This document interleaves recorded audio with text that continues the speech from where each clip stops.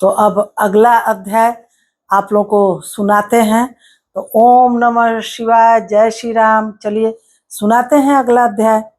अथ द्वितीय अध्याय, शिव पुराण का महात्म्य एवं परिचय। सूत जी बोले, हे साधु महात्माओं, आप सबने तीनों लोगों का हित करने वाली अच्छी बात पूछी है। मैं गुरुदेव व्यास जी का स्मरण करके आप लोगों के स्नेहवश इस विषय का वर्णन करूंगा। आप लोग आदर पूर्वक सुने। सबसे उत्तम जो शिव पुराण है वह वेदांत का सार सर्वस्व है तथा वक्ता और श्रोता का समस्त पाप राशियों से उद्धार करने वाला है। इतना ही नहीं, वह परलोक में परमार्थ वस्तु को देने वाला है। कली की कल्म राशि का वह विनाशक है। उसमें भगवान शिव के उत्तम यश का वर्णन है। हे ब्राह्मणों, धर्म, अर्थ, काम और मोक्ष, इन चारों पुरुषार्थों को देने वाला वह पुराण सदा ही अपने प्रभाव से विस्तार को प्राप्त हो रहा है। हे विप्रवरों, उस सर्वोत्तम शिव पुराण के अध्ययन मात्र से वे कलयुग के पाप सक्त जीव श्रेष्ठतम गति को प्राप्त हो जाएंगे। अहो ब्रह्म हत्या आदि महान पाप तभी तक रहेंगे अर्थात अपने फलों को देने में समर्थ होंगे, जब तक जगत में शिव पुराण का उदय नहीं होगा। आशा यह है कि शिव पुराण सुनने के बाद अंतःकरण शिव भक्ति परायण होकर अतिशय स्वच्छ हो जाएगा। अतः किसी भी पाप कर्म में मानव की प्रवृत्ति ही नहीं होगी। तब ब्रह्म हत्या आदि भयंकर पाप न होने के कारण उस पाप के फल भोग की संभावना ही नहीं है। कलयुग के महान उत्पात तभी तक निर्भय होकर विचरेंगे जब तक यहाँ जगत में शिव पुराण का उदय नहीं होगा। सभी शास्त्र परस्पर तभी तक विवाद करेंगे जब तक जगत में शिव पुराण का उदय नहीं होगा। अर्थात शिव पुराण के आ जाने पर किसी प्रकार का विवाद ही नहीं रह जाएगा। सभी प्रकार से भुक्ति मुक्ति प्रदाता यही रहेगा। अहो महान व्यक्तियों के लिए भी तभी तक शिव का स्वरूप दुर्बोध्य रहेगा जब तक इस जगत में शिव पुराण का उदय नहीं होगा। अहो क्रूर यमदूत तभी तक निर्भय होकर पृथ्वी पर घूमेंगे जब तक जगत में शिव पुराण का उदय नहीं होगा। सभी पुराण पृथ्वी पर गर्जन तभी तक करेंगे जब तक शिव पुराण का जगत में उदय नहीं होगा। इस पृथ्वी पर तीर्थों का विवाद तभी तक रहेगा जब तक इस जगत में शिव पुराण का उदय नहीं होगा। आशा यह है कि मुक्ति प्राप्त्यर्थ एवं पाप के नाश के लिए मानव विभिन्न तीर्थों का सेवन करेंगे, किंतु शिव पुराण के आने के बाद सभी लोग सभी पापों के नाश के लिए शिव पुराण का ही सेवन करेंगे। सभी मंत्र पृथ्वी पर तभी तक आनंद पूर्वक विवाद करेंगे जब तक पृथ्वी पर शिव पुराण का उदय नहीं होगा।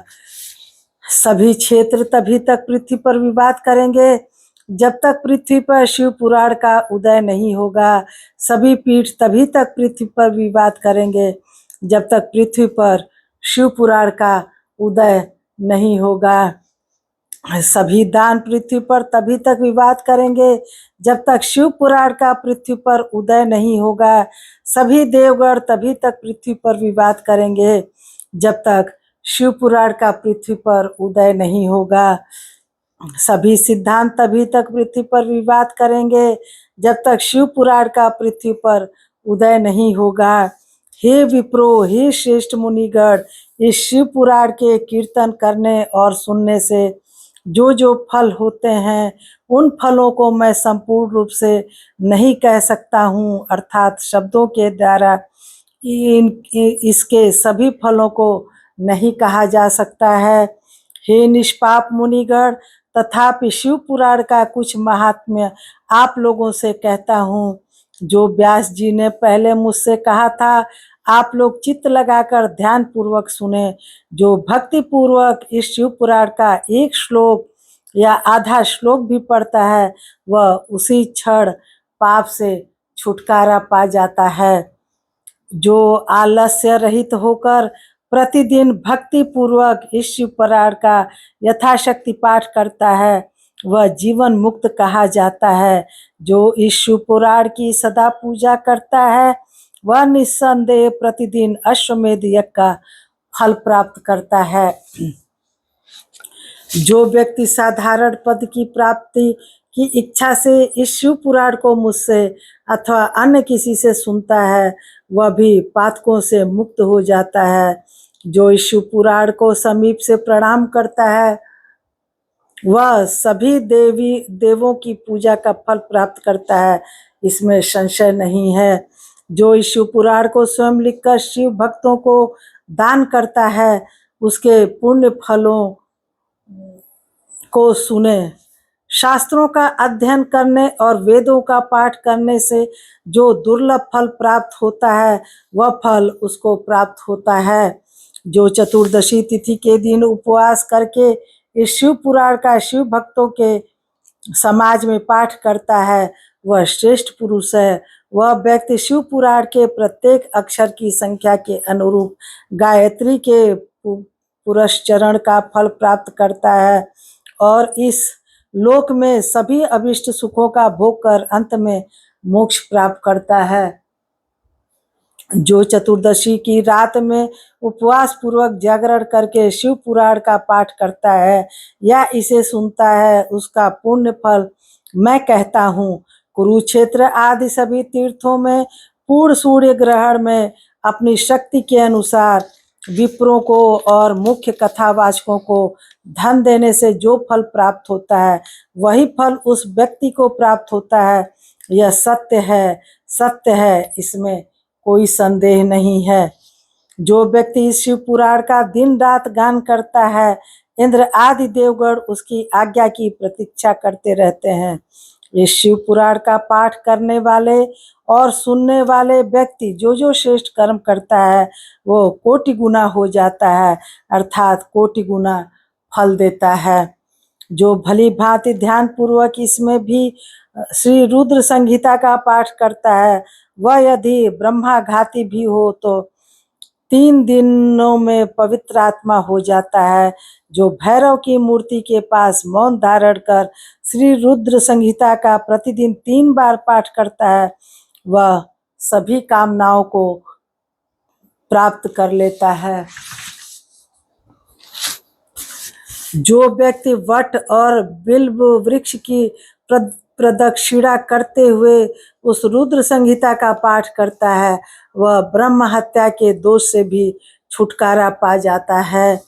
प्रणव के अर्थ को प्रकाशित करने वाली ब्रह्मा रूपी साक्षात कैलाश संहिता रुद्र संहिता से भी श्रेष्ठ कही गई है। हे द्विज, कैलाश संहिता का संपूर्ण महात्म्य तो शंकर जी ही जानते हैं, उससे आधा महात्म्य व्यास जी जानते हैं और उसका भी आधा मैं जानता हूँ। उसके संपूर्ण महात्म्य का वर्णन तो मैं नहीं कर सकता, कुछ ही अंश कहूँगा, जिसको जानकर उसी क्षण चित्त की शुद्धि प्राप्त हो जाएगी। हे द्विजो, लोक में ढूंढने पर भी मैंने ऐसे किसी पाप को नहीं देखा जिसे वह रुद्र संहिता नष्ट कर सके। तो चलिए, इतना ही इस अध्याय को रहने देते हैं। तो आप लोगों को हमारी ये श्री शिव महापुराण की कथा अच्छी लगे, पसंद आए, तो प्लीज़ वीडियो को लाइक कमेंट शेयर करें। और अब अगला अध्याय अब दूसरे दिन सुनाएंगे, तो ज़रूर शेयर करिएगा, ज़रूर फॉलो करिएगा। चलिए, सभी को जय भोलेनाथ बाबा की, जय शिव शंकर बाबा की। मिलते हैं अगले अध्याय में।